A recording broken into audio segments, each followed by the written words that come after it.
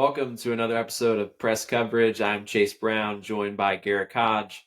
Today's episode is reaction to Michigan. The reports being that Michigan is expected to suspend Sherrone Moore for 2 football games during the 2025 season. This will mean that for the second time in 3 seasons, a Michigan head football coach will serve a suspension, as former head coach Jim Harbaugh served 2 separate suspensions during the 2023 football season. This reporting comes from ESPN's Pete Thamel and Dan Wetzel, who said that Sherrone Moore is expected to be suspended for 2 games during the 2025 season as part of self-imposed sanctions related to the Connor Stalions advanced scouting scandal. Moore's suspensions will be for Michigan's Week 3 and Week 4 matchups with Central Michigan and Nebraska, as Michigan opens its season at home against New Mexico before traveling to Moore's alma mater, Oklahoma, in Week 2. Moore, as part of this suspension, will be unable to participate in all team-related activities during the Central Michigan and Nebraska weeks, which is a slight difference from Harbaugh's suspensions of years ago, where he was able to participate in team-related activities, but just not in game days. One other layer is that ESPN has reported Moore will receive additional recruiting penalties, and he could still face penalties from the NCAA for his involvement in the Stallions case. So, Garrick, when this news came on Monday morning, what were your reactions?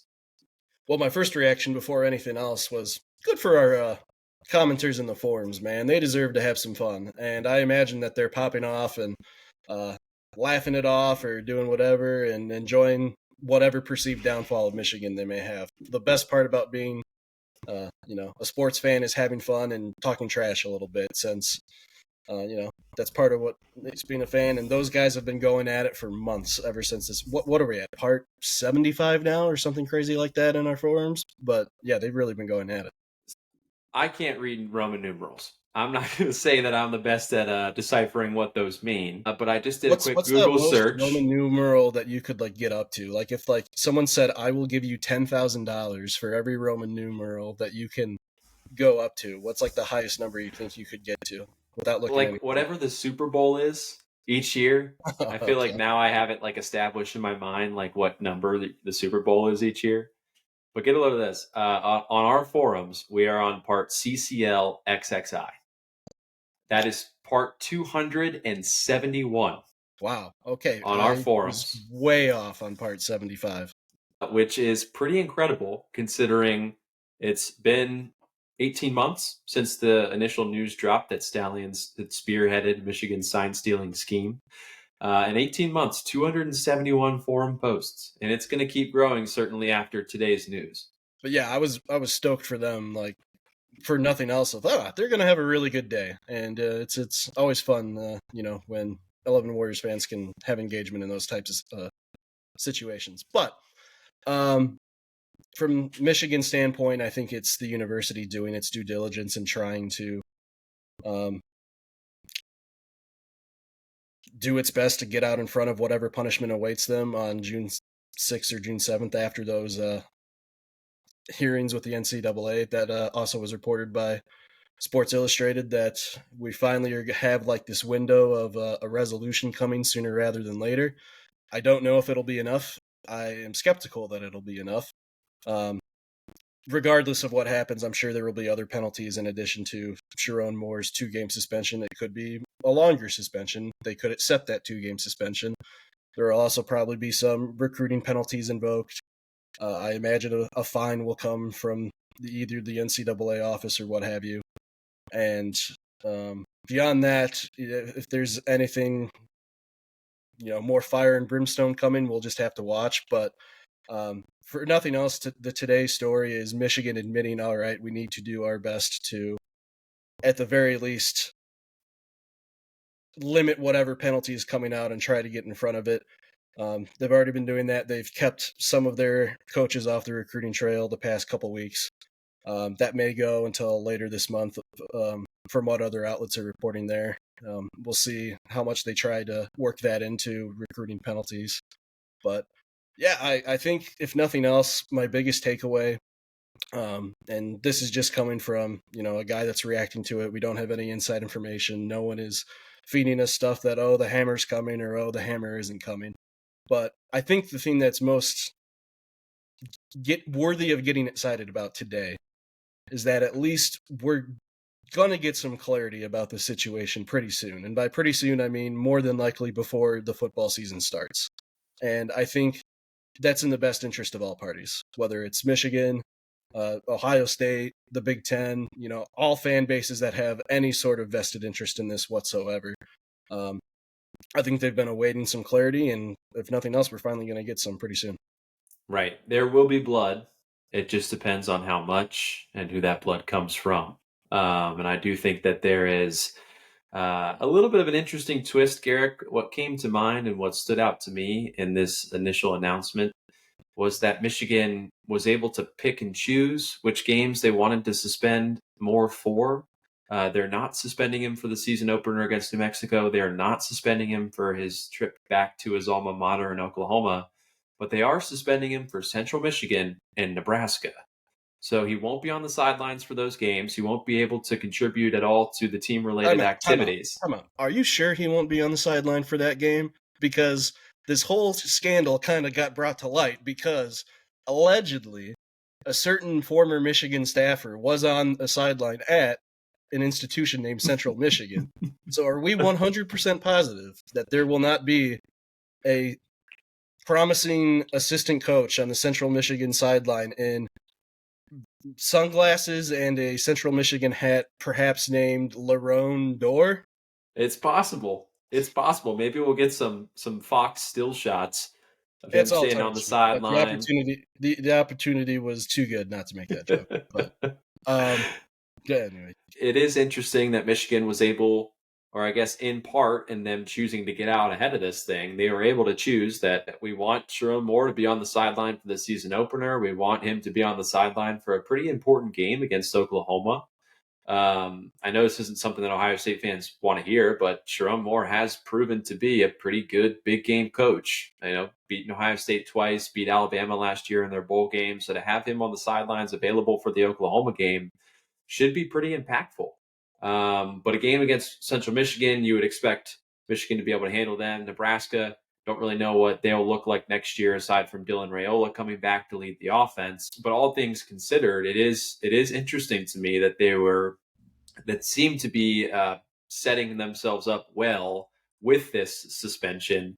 Or maybe they're just potentially expecting that more penalties could come from the NCAA. As you mentioned, there's going to be a hearing later this summer in June where the NCAA's Committee of Infractions is going to hear Michigan's case. They've already received from the notice of allegations they sent to Michigan what some of the university plans to make its defense. But yeah, I do think that it is interesting that ended up being the case now, and I think that it could impact the season for them down the road. Yeah, and just for clarity, if nothing else, this Michigan picking and choosing what game Sherrone Moore is going to be suspended for is, the self-imposed suspension. The NCAA may accept that. It may not. We'll find out in a couple months, I'm sure. But if the self-imposed suspension stands, he will be out for those 2 games. Perhaps he gets a longer suspension. Maybe he doesn't. But yeah, just to clarify in no uncertain terms that this isn't a finalized product. But at the very least, he will be suspended those 2 games, as the process plays out. And I kind of want to, let's just assume for the sake of argument, that the NCAA says, all right, we accept this 2-game suspension. We won't tack on anything further in terms of suspending Sherrone Moore. I don't think they need him to beat Central Michigan. I think that's pretty clear. At least you would hope so, from their perspective.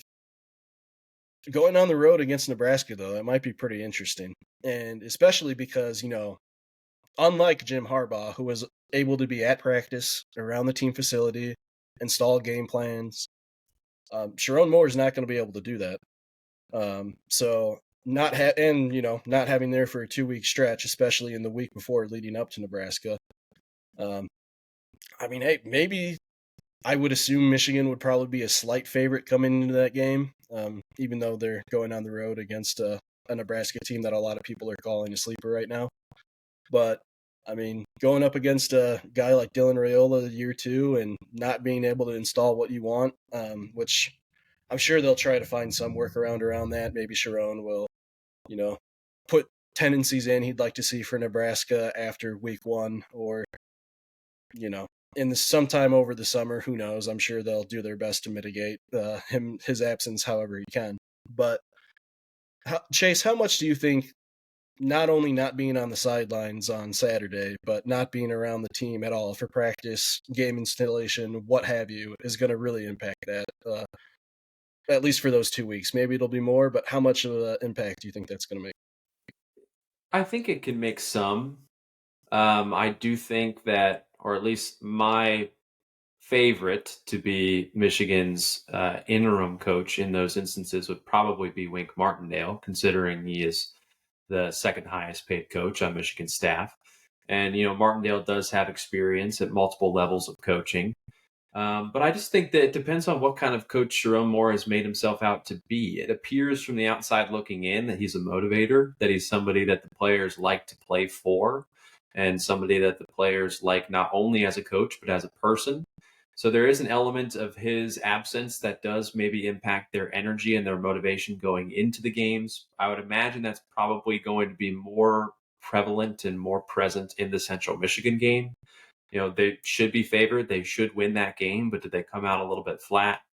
But then for a Big Ten road game, their first Big Ten road game of the season, especially going into a hostile environment like Nebraska, you don't really need somebody to motivate you. You don't really need a rah-rah guy to kind of get you up for that game. So schematically, I do think that Michigan should be sound in both games. It just does maybe seem to me like you might need a little bit extra motivation to get over the hump against Central Michigan. And then we'll see. You mentioned Dylan Raiola as somebody that was a former top prospect, had a decent freshman season, and is now growing into somebody who can be a threat. And you can make a statement by beating Michigan in the fourth game of the season. So anything can happen in those situations, I'm sure. Well, I'm just happy that one way or another, we're finally going to get clarity about this. We've been covering this, sign stealing scandal for years and years now. Well, maybe that's exaggerating it a little bit, but it feels like years and years. Oh, certainly.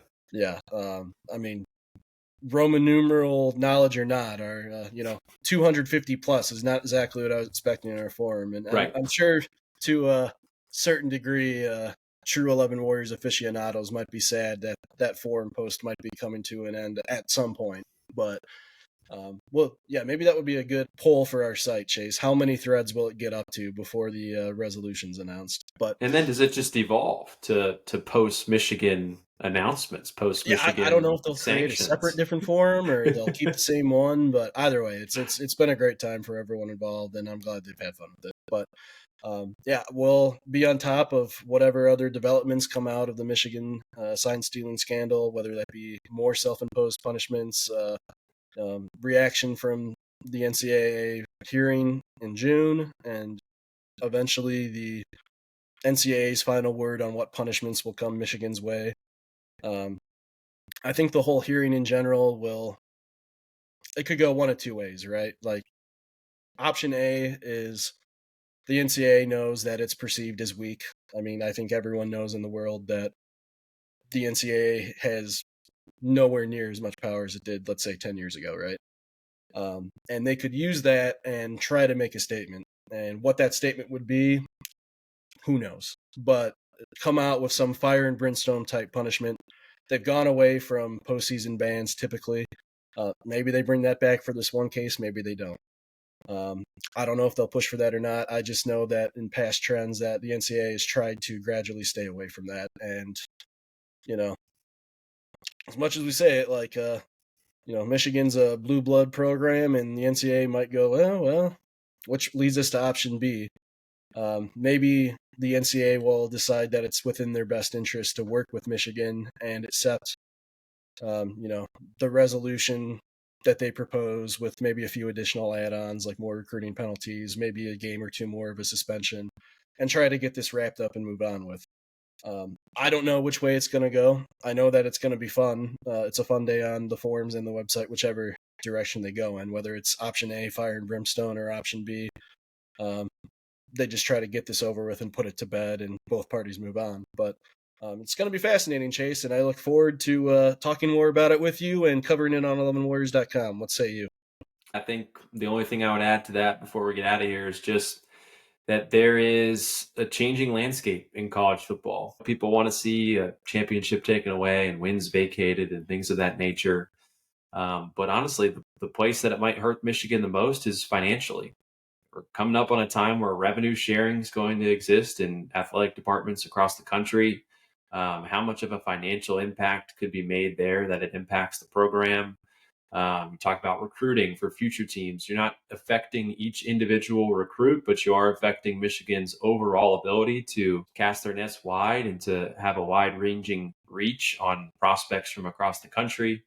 It's things that wouldn't necessarily affect the current players who didn't contribute to this scandal, but it's also something that the NCAA can make clear that this sort of thing can't happen again in the future. So they are kind of balancing that line there. All things considered, on this podcast and on this episode of Press Coverage, we have done a great amount of work, as Garrick has mentioned, over the past 18 months and change to cover this as it has continued evolving, and we will continue to do far much more work in the future as it comes to an end. You can follow all that coverage on 11warriors.com and in our forums, where we will probably be in forum thread number 300 by the time this podcast is posted. Homework for Chase, work on your Roman numerals. I want to know what is 321 in Roman numerals next time we do this. I'll work on it. But I'm Chase Brown. He's Garrett Kodge, and this has been the latest episode of Press Coverage.